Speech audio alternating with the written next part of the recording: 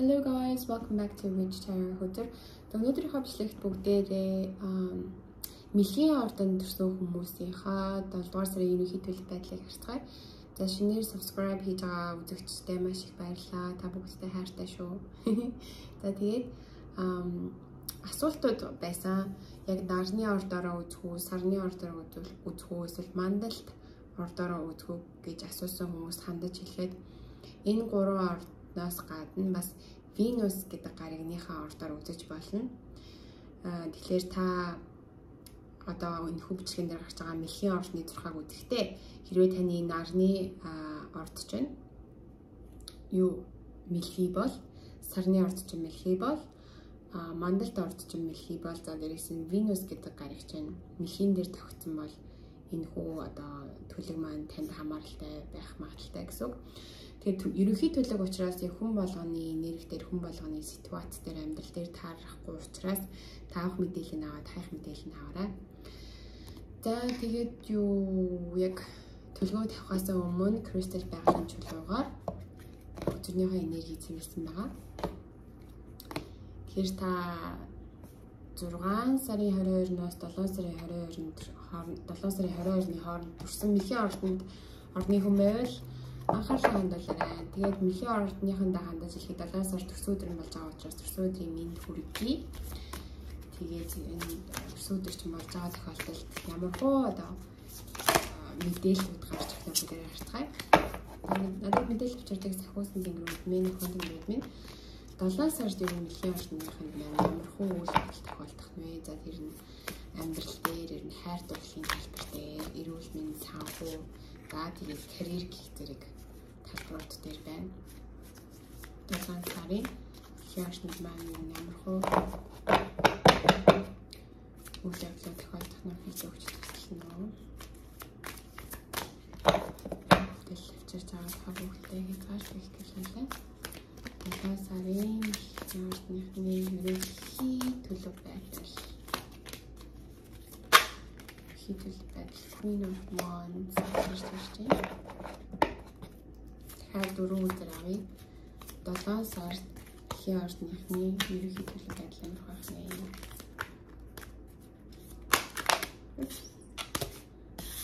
Hermit. Тэгээд 2 more cards. Тэгээд 2 карт. Тэгээд нэг гэж унтлаа. Тэгээд нэг карт авъя. Яарны маань 7 сарын ерөнхий төлөв байдлыг хэлж өгнө. За тэгэхээр та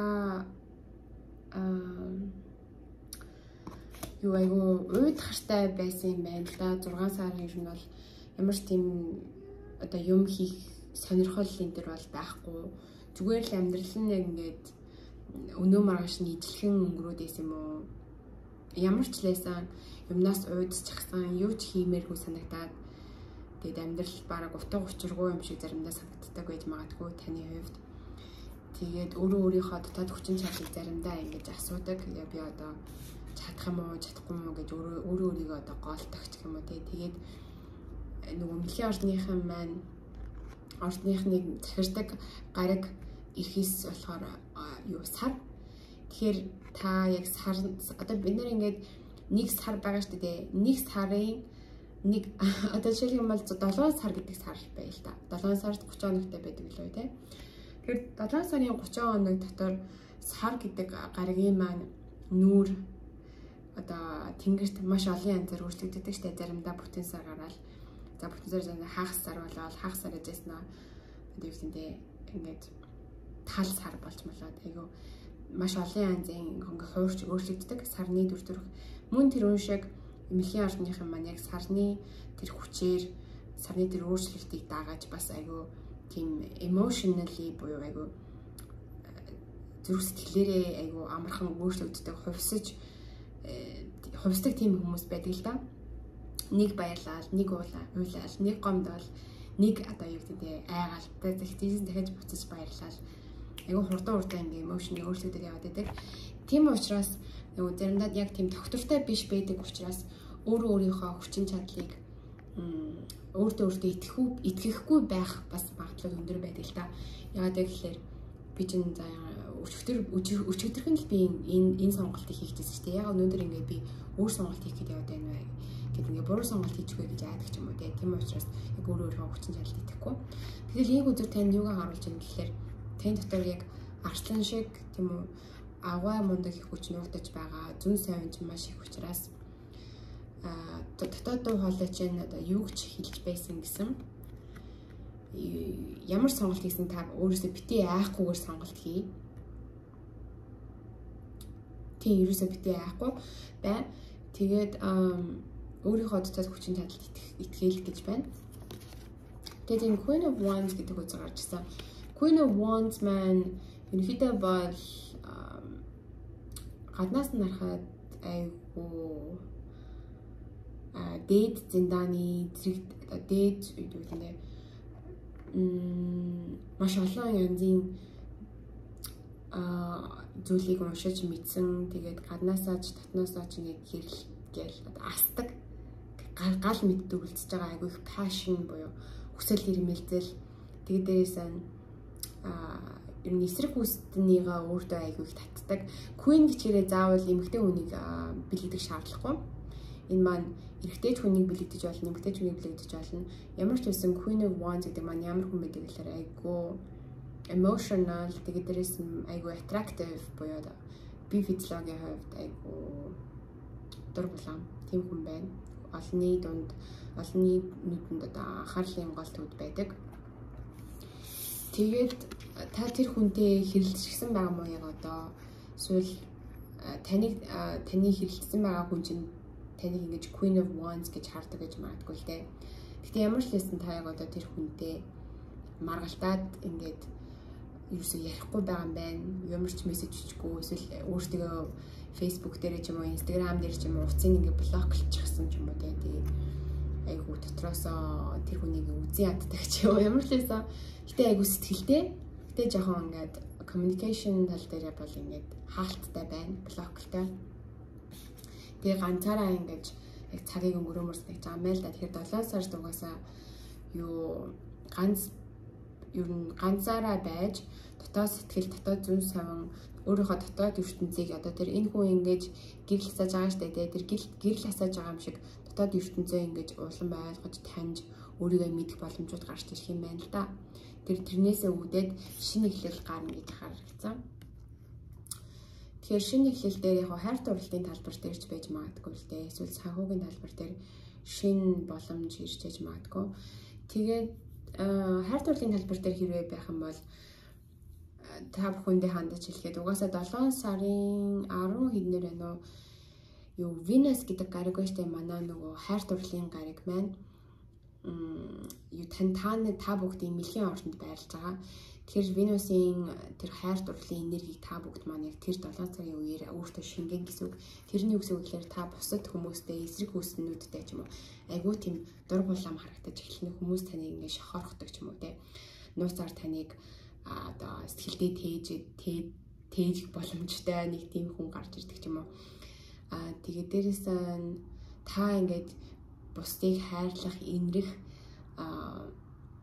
өөрөөсөө дотоодоос ч ингэж нөгөө инэрэнгүү сайхан сэтгэл байгаа штэ эмнэлгийн орчныхны сүү шиг сайхан сэтгэлтэй тий далаа шиг одоо уудам далаа шиг гүнзгий тийм хүмүүс учраас тэр хязгааргүй хүчин чадал хайраасаа буцтай хуваалцаж эхлэх магадaltaй 7 сард. Тэгээд ямар ч байсан шинэ эхлэл харагдаж байна. Тэр шинэ эхлэл нь одоо яг юутай холбоотой вэ гэснээр тодорхойлоо тий. Энэ 7 сарын эмнэлгийн орчны хамааны шинэ эхлэлийн талаар нэг тодорхойлолт карт өгч энэ хайр дурлалын асуудалтай муу холбоотой муу. Тэгээд нэг карт одноор усан карт авах хайр дурлалын холбоотой муу эсвэл карьер дээр холбоотой муу Америк олноор унаад. Тэгэхээр нэг тодорхойлолтын карт авъя. Шинэ эхлэл яг юун дээр шинэ эхлэл орж ирж байна? Queen of Swords, Knight of Swords. Юун дээр шинэ эхлэл орж ирж байна? Тэгэхээр тодорхойлолтын карт авъя.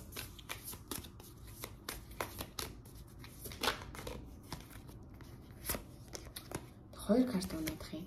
Тэгэл 1 карт унаал байгаа. Ингээд сахиус нэгрүүд ууралж муурлаад байгаа. Йоо ямар ихийг унгаад байна та бүгд минь. Яг нэгээр л унахаар байгаа шүү дээ. 7 сард эхрийн ордныхаа маань, мөхийн ордныхны маань яг тэр юу гэн ямар юун шиг нэхэл харагдаж байна. Ингэж байгаа юм байна. Одоо та ингээд юу өөрийгөө голоод яг зөв сонгоос сонсож чадахгүй лог ухаанаараа бүх юмаа шийдэх гээд тэг маш олон талаар зарим зүйлийг ингэж анализ хийж үзэхэд ерөөсөө сонголт хийх яг зөв сонголтоо хийх ямар ч тийм боломж байхгүй юм шиг харагдаад байгаа юм л да. Нүдий чинь боочгсон, гарын чинь хүлчихсэн юм мэт санагддаг. Тэгэхээр тэр санагдчихсэн тэр мэдрэмжүүд чинь одоо ингэж болж гинэ гэж яг одоо та ингээд өөрийнхөө зүүн сонгонд итгээд болон зөвхөн зүүн сонгоо сонсохгүйгээр бас дээрээс нь юу одоо логик болон зүүн сонго хоёрыг ингэж хослуулж сонголтоо хийж нэг жихэн perfect буюу яг өөрсдөө чинь хамгийн нийтдээ сонголтыг хийх боломжтой байна л да. Тэгээд таны хин нэгэн одоо ингээд өмнө нь гомдоосон ч юм уу, хуурсан ч юм уу одоо өмнө нь тэгжсэн бол тэр бас ингэж зогсож шинэ эхлэл болж гин гэсэн үг. Нэгсэндээ яг уу та нөгөө өөрийнхөө дотоод зүүн сонгонд итгээд тэг дээрээс логик ухаанаа ашиглаж сонголтоо хийж байгаа шүү дээ. Энэ хоёрын хослын нүдээс түүнээсээ үүдээд яг хин таныг хохироочих бол хин танд илүү сайхнаар яг үнэнгээсээ голоосоо таныг хайрлах бол гэдэг сонголтоо таг амжилттайгаар хийж чадах юм байна л да. Өөрийгөө сонсож эхэлснээрээ тэр таныг урд нь хууран бэлгэжсэн, гомдоож исэн тэр хүмүүсийг одоо та сонгохдоо нэг бол логик ухаанаа хийх ашиглаад нэг бол дотоод мэдрэмжээ хийх ашиглаад сонгосон байж та. Тэгтэл энэ тохиолдолд яг нь та логик ухаан болон мэдрэмж хоёрыг хослуулж сонголтоо хийснээрээ өөрийг чинь хомдоодог яг ингэж таны энергийг тэр low vibraц буюу тэр доогор вибрацнд байлгадаг тийм хүмүүсээс зайгаа барьж тусгаарлаж өөрийгөө илүү дээгүр вибрацнд аваачих юм байна л да. Тэрийгээрээ шинэ хэлэл гэж хэлэгдэж байгаа юм байна. Тэгээд King of Swords гинэ. Энэ маань юу гэсэн үг вэ гэхээр ер нь бол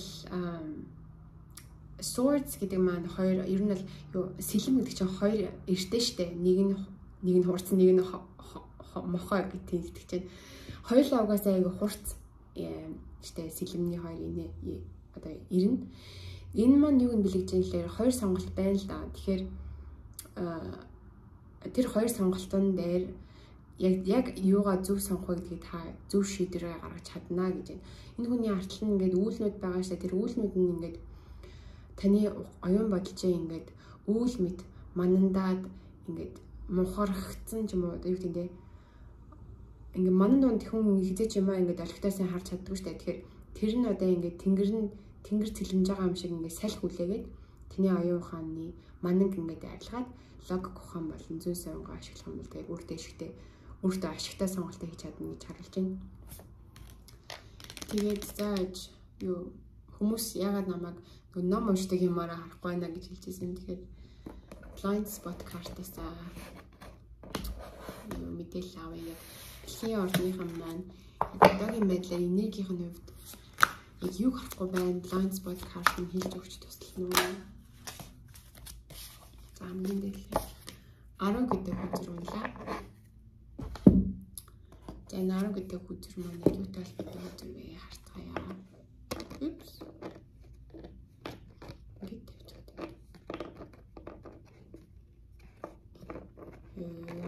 Тогтгоом бэ. За 10 гэдэг хүзэр номер маань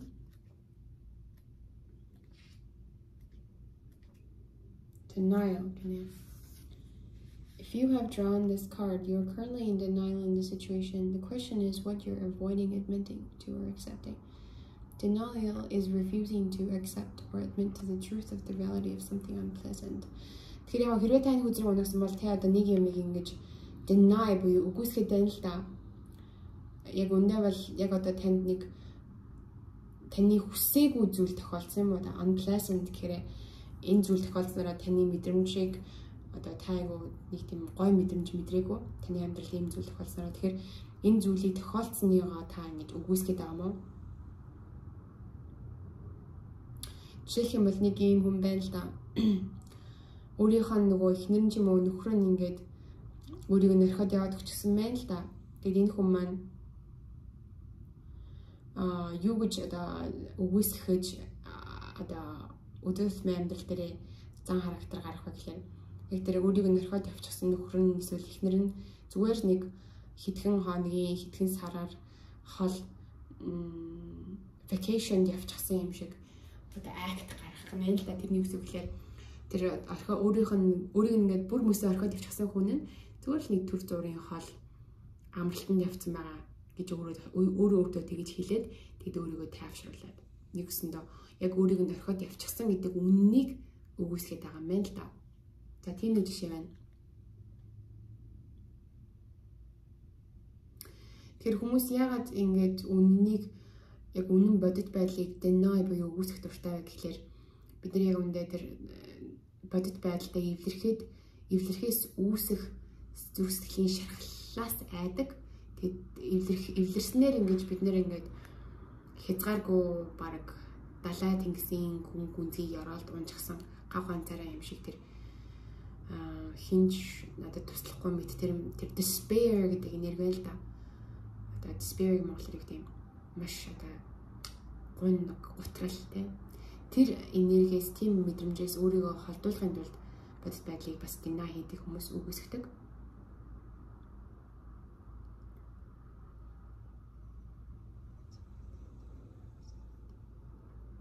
Зарим хүмүүс өөрийгөө ингээд bubble буюу ингээд бөмбөлөг дотор тавьдаг. Тэгээ бөмбөлөг дотор байснараа гадаад ертөнцийн ямар ч хүчин зүйлүүд тэр бөмбөлөгийг эвдэж тэдний зүрхийг шархлуулах шаардлагагүй гэж байгаа юм байна л да. Тэгэд угаасаа нөгөө мөхийн орчныхан маань айгүй эмзэг хүмүүс байдаг шүү дээ. Яагаад тэгэхээр яг нь сарны хүчээр тэгээд айгүй emotional эмрах дуртай гэх юм уу тийм. You might think that denial is a good tool. After all, if someone can ignore proof in a law of attraction-based universe and focus on what they want to be true, they will manifest that into real reality.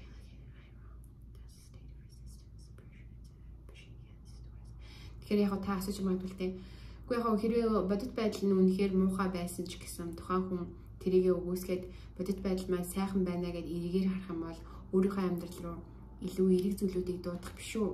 Нөгөө нэг таталцлын хуулиар гэд асууж яж магадгүй л дээ. Тэгэхээр тэнд тань юу гэж хариулах вэ гэхээр үгүй гэж би хэлье. Яагаад гэхээр denial буюу үгүйсгэж байгаа энерги чинь өөрөө яг нь ингээд suppress буюу ингээд боочгсон, дарчсан ерөөсөө ингээд чөлөөтэй тийм энерги урсгал дотор чинь явагдахгүй байхгүй. Нэг л юм ингээд хаацсан энерги богдчихсан. Блок үүсчих чинь гэж гэсэн үг байхгүй. Тэгээд тэн дотор ингээд өөрийн чинь ертөнц дотор ингээд дайн болж ийн гэсэн үг. Тэгээд бидний ерөнхийдөө бол дотоод ертөнц дээр ямарваа нэгэн зүйлийг одоо холдуулах өөрөөсөө ингээд түлхэх тусам тэр нь тэндээ ингээд байгаа л гэдэг шүү дээ. Тийм учраас яг нөө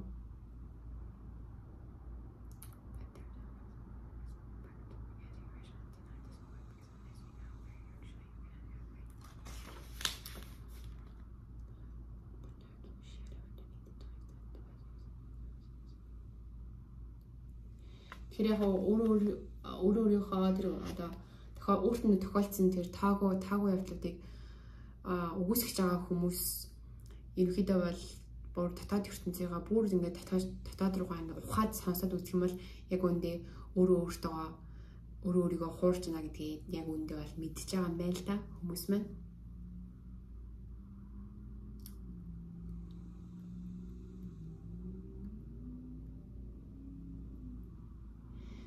Тэгэхээр яг үгүйсгэх гэдэг зүйл характер байгаа шүү дээ сонголт. Тэр сонголт нь хамгийн ямар зүйл дээр хамгийн аюултай вэ гэхээр relationship буюу одоо хосуудын харилцаан дээр айгүй аюултай. Яагаад гэхээр одоо нэг өрөөнд physically одоо хоёр хүмүүс байл да тий хосууд яг бие махбод нь хажуудаа ойрхон байгаад байдаг. Тэгтэл А хүн нэг ертөнцид байгаад Б хүн өөрийнхөө нэг үгүйсгэхээсээ болоод өөрний ертөнцид байл да. Яг бодит байдлыг тэр хоёр хоёулаа өөр өнцгөөс хардаг, өөрийнхөө өгөөсгөх тэр одоо сонголтоосоо болоод тэгээд инээсээ үүдээ тэд нэр өөрсдийнхөө одоо тэр зүрх шархлалтын ертөнцид ганцаархан байдаг юм байна л да.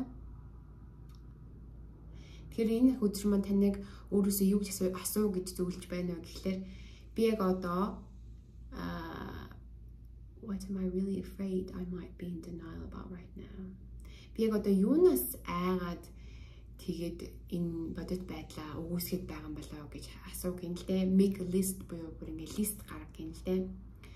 Тэгээ хүний өгөөсгөж байгаа байдал бол айгу deep буюу айгу гүнзгий зүрх сэтгэл рүү явж байдаг. Ер нь бол их үүсвэр нэг гүнзгий. Одоо яг өөрийн жишээ нь таны одоо романтик харилцааны партнертай бай гэж бодоход тэр партнер чинь таныг ингээд орхио явчихъя л да.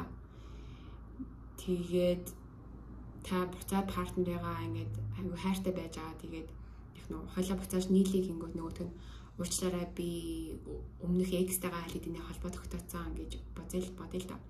Гэтэл өөрийнхөө тэр бодит байдлыг хүлээн зөвшөөрөхгүй denial хийж байгаа хүн яаж тэр бодит байдлыг харах вэ гэхээр энэ одоо юу гэдэг нь намайг өөрийнхөө нүн цэнийг илүү сайн мэдрээсэй гэж ингэж экстагаа явж байгаа юм байна. Намайг илүү араасангүй одоо юу гэдэг нь намайг одоо илүү хайрлаасай гэж өөрийг нь илүү хайрлаасай гэж ингэж өөр хүнд явж байгаа юм байна. Тийм учраас би нэг өшөө илүү одоо хараараа бэлхуулъя гэдэг ч юм уу тийм. Яг ингэ бүр ингэ бодит байдлыг ингээд аюу их deny хийх сонголттой яагаад нөгөө тэр бодит байдлыг хүлээж авснараа тэрнээс үүсэх зүрх шархалтаас айгүй айгаад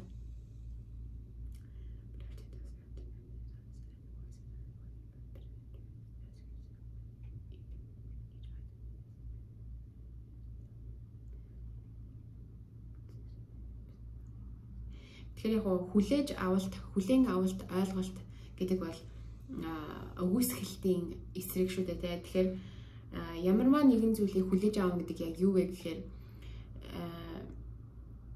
ямарваа нэгэн зүйлийг хүлээж авах гэдэг нь танд болсон явдлыг одоо юу гэдэг нь тэр зүйлийг яг valid or correct буюу яг л болох ёстой юм байна л гэж хүлээж авах юм байна л да.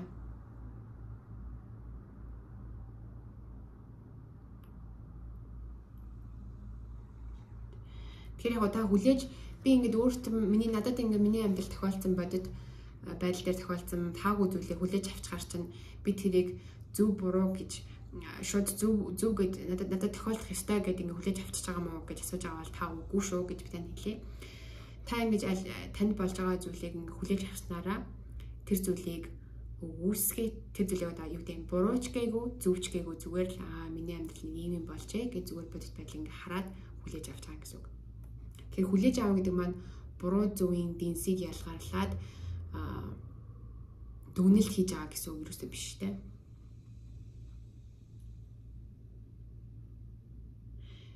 Тэгээд яг нөө тэг танайг өөрөөсөө асуух л дээ би яг энэ ситуацны одоо талаар яг юуг би хүлээж авахыг хүсэхгүй байна вэ?